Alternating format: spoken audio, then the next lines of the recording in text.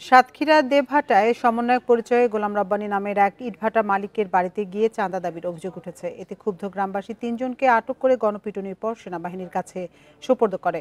বৃহস্পতিবার বিকেলে দেবহাটা উপজেলার পুষ্পকাটি গ্রামে এ ঘটনা ঘটে। পরে রাতে সেনা সদস্যরা ৩ সমন্বয়ককে দেবহাটা থানায় সোপর্দ করে।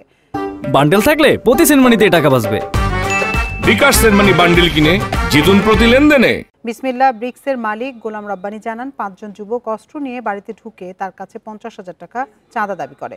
টাকা দিতে না চাইলে তাকে মারধর করা হয়। তবে এ বিষয়ে থানায় কেউ অভিযোগ করেনি।